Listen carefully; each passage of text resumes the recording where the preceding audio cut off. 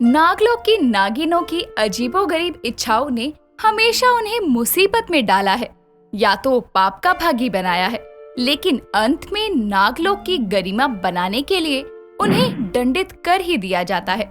लेकिन इस बार नागिन शविक्षा अपनी इच्छाओं को खुद से प्रकट करते हुए अकेले में ही नागलोक के वन में बैठे खुद से कहती है, इस नागलोक की जिंदगी में कोई आनंद नहीं बचा। बस सारा दिन रेंगते रहो, अपनी मर्यादाओं में रहकर कार्य करो। अरे 100 साल की तपस्या के चलते ये इच्छाधारी नागिन शरीर मिलता है, उसको भी तपस्या कर करके जाया कर दो। शविक्षा की बात वहाँ कुछ दूर खड़ी नागिन नगीना सुन लेती है, जो शविक्षा के पास आकर उससे कहती है, तुमको ये नागलोक की जिंदगी इतनी ही बेरंग लगती है तो चली क्यों नहीं जाती नागलोक से? वैसे भी ऐसे नाग नागिनों की नागलोक में कोई जरूरत नहीं है जिन्हें नागिन कार्य करना बोझ लगे। तुमसे किसी ने ज्ञान मांगा है जो तुम फ्री का ज्ञान देने मेरे पास आ गई हो? अरे तुम क्या, पूरे नागलोक में मुझे कोई नहीं बताएगा कि मुझे कब जाना है कब आना है, समझी? चलो जाओ यहाँ से। ये नागलोक का वन है, समझी? इसलिए मैं यहाँ से कहीं नहीं जाऊंगी। अगर तुम्हें जाना है तो तुम जा सकती हो। शविक्षा को नगीना की बात पर गुस्सा आता है, जिसके बाद वो गुस्से में भुनकती हुई अपने भवन में चली जाती है और वहाँ अपने कक्ष के सभी सामानों को तहस नहस करते हुए कहती है, बताओ अब ये जिंदगी रह गई है ऐसी तुच्छ सी नागिनों की खरी खोटी बातें सुनो। मुझे नहीं रहना यहाँ, मैं अपना मन बहलाने के लिए पृथ्वीलोक जा रही हूँ। शविक्षा अपनी नागिन की जिंदगी से बोर होकर धरती लोक चली जाती है, जहाँ वो देखती है कि बहुत सारे युवा लड़के लड़कियाँ एक बड़े से हॉल के अंदर जा रहे हैं, जिसके बाहर 2 हट्टे कट्टे पहलवान जैसे आदमी खड़े हैं। शविक्षा भी इंसानी कपड़े धारण करके जैसे ही उस हॉल के अंदर जाने को होती है, बाहर खड़े पहलवानों में से एक उसको रोकते हुए कहता है, मैडम आप अकेली नहीं जा सकती, इस क्लब में सिर्फ कपल एंट्री अलाउड है। तुम ताकतवर से दिखने वाले मनुष्य क्या कहना चाह रहे हो? मुझे समझ नहीं आ रहा, कृपा करके साफ साफ शब्दों में कहो। मेरा कहने का मतलब है कि इस क्लब में आप अकेली नहीं जा सकती, आपको किसी पुरुष को अपने साथ अपना जोड़ीदार बनाकर ले जाना पड़ेगा। ये सुनकर शविक्षा लाइन से निकलकर कुछ दूर खड़े होकर बोलती है, अब अंदर जाने के लिए एक पुरुष कहाँ से लाऊं? नागलोक से तो कोई भी यहाँ मेरे साथ आने को राजी नहीं होगा। हे भगवान, यहाँ एक अच्छी जिंदगी की तलाश में आई थी, लेकिन यहाँ तो कोई नया ही प्रचंड हो गया है। अब मैं क्या करूँ? इतना बोलकर शविक्षा वापस जाने को होती है कि तभी निर्भय नाम का एक लड़का उसके पास आकर कहता है, हेलो मैडम, मैंने देखा कि आपको अंदर नहीं जाने दिया, इसलिए मैं आपकी मदद करने आया था यहाँ। मदद? कैसी मदद? और अंदर जाना मेरे दाएं हाथ का खेल है। अभी रेंगते हुए अंदर जाऊंगी ना तो किसी को नजर भी नहीं आऊंगी। क्या मतलब? मतलब कुछ नहीं, हटो मेरे मार्ग से। अरे आप सुनो तो, मुझे मेरी एक दोस्त के साथ जाना था इस क्लब में, लेकिन उसकी अचानक तबीयत खराब होने की वजह से वो नहीं आ पाएगी, तो आप मेरे ही साथ अंदर चल लो। अंदर जाकर आप अपनी मौज करना, मैं अपनी। बोलिए, मंजूर है? वैसे ये मनुष्य कह तो सही रहा है, और अगर इतने लोग अंदर जा रहे हैं तो मुझे भी कुछ ना कुछ तो करना ही होगा ना अच्छा सा। चलो मैं तैयार हूँ। निर्भय शविक्षा के साथ क्लब में एंट्री लेता है, जहाँ आते ही शविक्षा निर्भय से अपना हाथ छुड़ाकर वहाँ का नजारा देखती है और आसपास इतनी रंग बिरंगी लाइट्स देखकर वो भी उस माहौल में खोते हुए डांस करती है। बहुत सारी ड्रिंक भी करती है, जिसके बाद वो कुछ घंटों में ही नशे में झूमती हुई खुद से कहती है, ये जगह कितनी अच्छी है। यहाँ तो मेरे साथ नागलोक से सभी नाग नागिनों को भी आना चाहिए। मैं अभी लेकर आती हूँ उन्हें। नशे में डूबी शविक्षा उसी समय सबके बीच में से गायब हो जाती है। उसको गायब होते हुए निर्भय देख लेता है, लेकिन नशे में होने की वजह से वो इस बात पर ध्यान नहीं देता। जिसके बाद शविक्षा नागलोक आकर अपनी एक सखी नित्या के पास जाकर कहती है, नित्या, तुझे पता है आज मैं धरती लोक की जन्नत घूम कर आई हूँ, इसीलिए मैं तुम्हें भी अपने साथ लेकर जाना चाहती हूँ। चलो। ये तुम क्या कह रही हो? और ये तुमने कैसे वस्त्र पहने हुए हैं? और जाने की कहाँ बात कर रही हो तुम? इतने सवाल करती हो तुम, चलो ना। शविक्षा अपनी शक्तियों का इस्तेमाल करके नित्या को भी अपने साथ उसी नाइट क्लब में ले आती है, जहां एक बार फिर शविक्षा को अपनी आंखों के सामने प्रकट होते देखकर निर्भय बोलता है, मैं ज्यादा नशे में हूँ या सच में ये लड़की बार बार गायब हो रही है और आ रही है? नित्या नाइट क्लब में आकर हैरान होते हुए कहती है, अरे वाह शविक्षा, ये कितनी सुंदर जगह है, कितने सारे पेय पदार्थ हैं यहाँ, कितने मधुर गाने चल रहे हैं, हमारा तो नृत्य करने का मन कर रहा है। अरे यही तो करने आते हैं यहाँ, चलो मेरे साथ डांस करो और जिंदगी के मजे लो। कब तक बाकी नागिनों की तरह रेंग रेंग कर जिंदगी गुजारोगी? शविक्षा की बात मानकर दोनों नागिनें खुशी से नाचने झूमने लगती है और बहुत सारी ड्रिंक करती हैं। अब ऐसे ही रोज होने लगा था। शविक्षा अपने साथ अब नित्या को भी ले आती थी। साथ ही नागलोक के कई और नाग नागिनों को भी उसने नाइट क्लब आने की आदत लगा दी थी। लेकिन एक शाम जब शविक्षा सबको चलने के लिए बोलती है तो नित्या उसको कहती है, शविक्षा, आखिर कब तक हम दूसरों के लोग जाकर ऐसे आनंद भरी झूठी जिंदगी जीते रहेंगे? कुछ ऐसा नहीं हो सकता क्या कि नाइट क्लब जैसी कोई चीज हमारे नागलोक में ही आ जाए? बात तो सही कही, क्यों ना हम यहाँ नाइट क्लब बनाएं?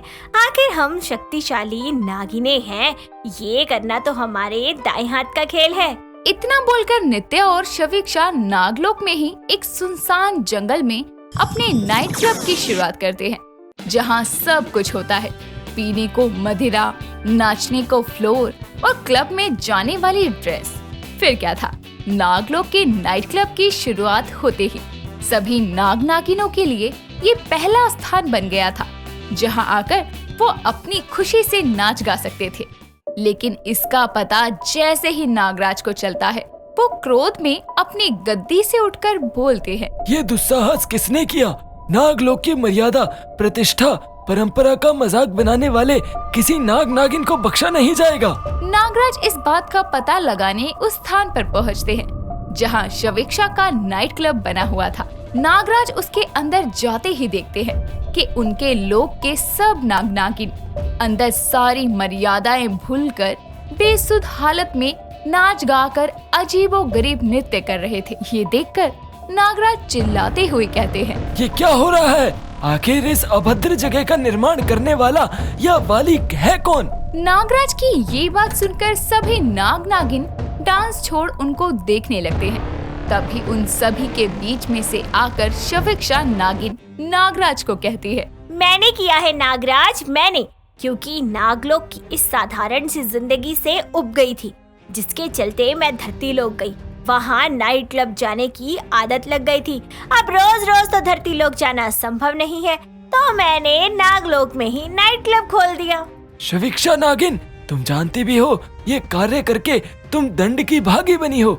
तुमको एक बहुत ही भयंकर दंड मिल सकता है। शविक्षा को दंड मिलने की बात सुनकर सभी नाग नागिन उसके आगे उसकी ढाल बनकर खड़े हो जाते हैं, जिसमें से नित्या नागराज से कहती है, नागराज, नागलोक में रह रहे नाग नागिन हमेशा ही तपस्या में लीन रहते हैं, लेकिन वो भी आधे सांप और आधे इंसान होते हैं, तो उनके मन में भी तो मनुष्य वाली इच्छाएं होंगी ही। और आखिर हम सब नाग नागिन कब तक अपनी इच्छाओं को मारे? और इस क्लब को खोलने का फैसला सिर्फ शविक्षा का नहीं बल्कि हम सबका था, इसलिए दंड देना है तो हमें भी दीजिए। नित्या नागिन, पहले हमारे दंड के बारे में सुन लेती तब इतना ज्ञान देती। हम तो स्वयं इस नाइट क्लब में अपने एक पसंदीदा गाने पर नाचने आए थे, जो हमने एक बार धरती लोक पर सुना था। नागराज के मुंह से ये सुनकर सभी नाग नागिन हैरान होते हैं, जिसके पश्चात सभी मुस्कुराने लगते हैं और शविक्षा नागराज से उनका पसंदीदा गाना पूछते हुए कहती है, बताइए नागराज, आपको कौन सा गाना सबसे ज्यादा पसंद है? ओ मिथुन चक्रवर्ती का I am a disco dancer. Nagraj की फरमाइश सुनकर सभी हंसने लगते हैं और नागराज संग इसी गाने पर नाइट क्लब में पूरी रात ठुमके लगाते हैं। नागलोक की सुहानी सुबह के समय सुर्खी नागिन पूजा की थाल लिए बगीचे के मार्ग से गुजर रही होती है कि तभी कहीं से आधा खाया हुआ अमरूद आकर उसके सर पर लगता है। तभी सुर्खी अपना सर सहलाते हुए कहती है।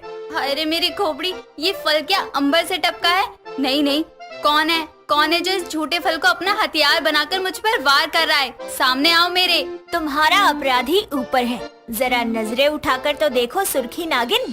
अरुणिका नागलोक की सबसे भुक्कड़ नाग कन्या थी, जहाँ नागलोक की बाकी नागिनों को सजना, सवरना, गुनगुनाना, नृत्य करना भाता था, तो वहीं अरुणिका को केवल भोजन करना ही रास आता था।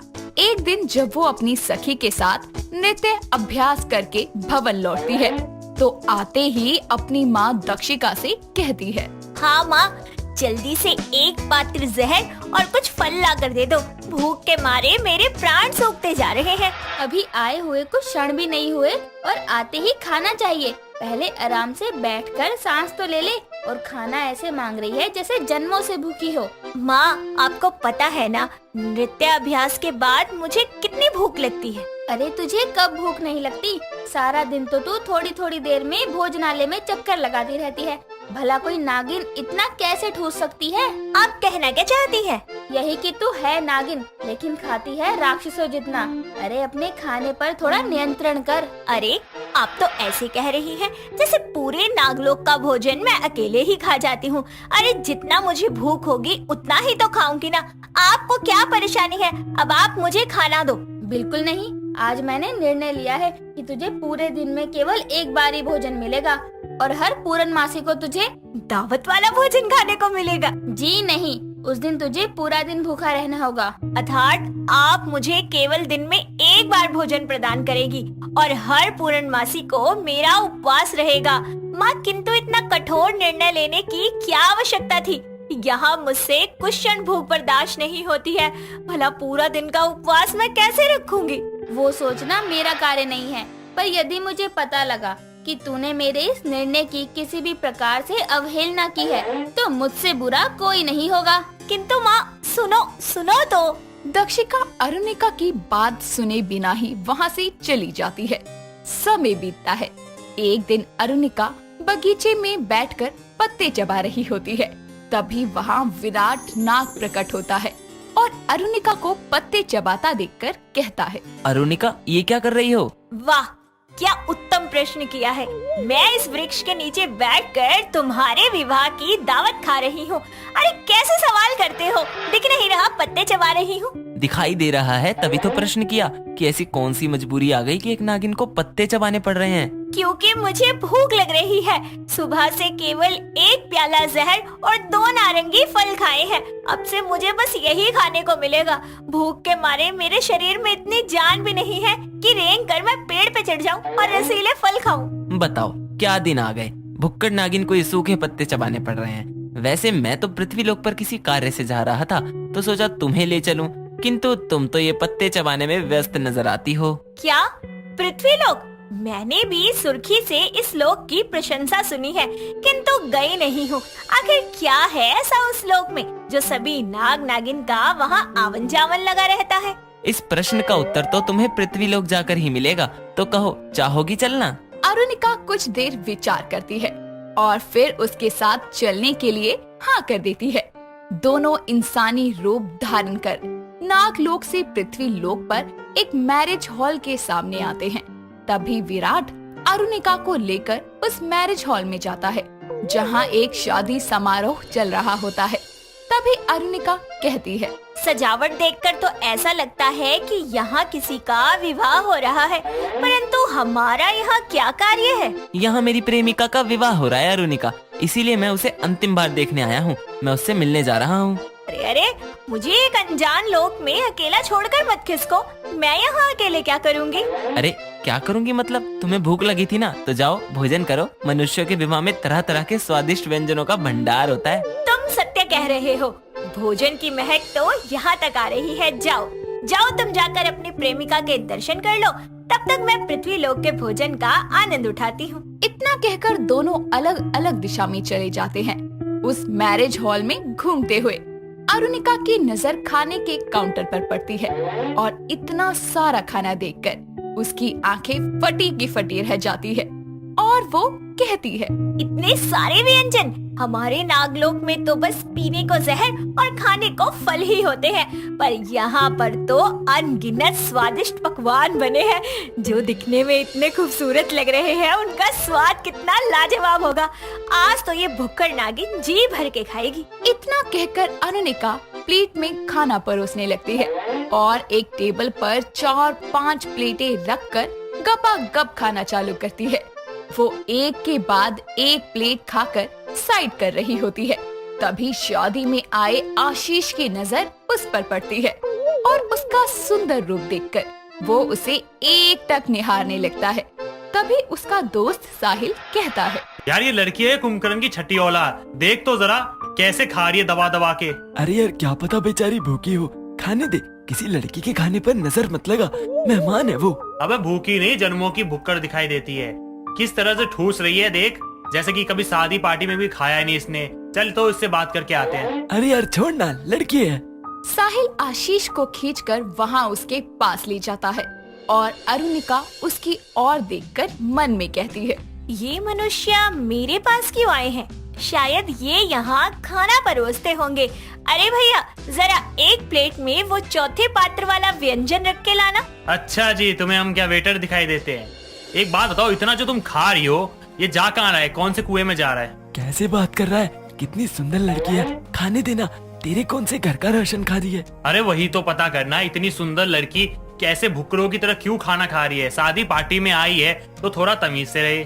दोनों आपस में बात करने लगते हैं और अरुणिका वहाँ से खाने की प्लेट लेकर निकल जाती है। एक दिन वो सुर्खी के साथ अपने नागिन रूप में रेंग कर कहीं जा रही होती है कि तभी बीच रास्ते में रुककर वो अपने रूप में आकर कहती है, बस बहुत हुआ, मुझसे अब और रेंगना नहीं हो पाएगा। ये सब तेरे इस निकले हुए पेट के कारण है। अरे किसने कहा था पृथ्वी लोक पर जाकर इतना सारा भोजन ठूसने को, कि अभी रेंगने में भी दिक्कत हो रही है। पृथ्वी लोक पर इतना स्वादिष्ट भोजन देखकर मेरे जुबान पर तो मानो जैसे रोक ही नहीं लगी।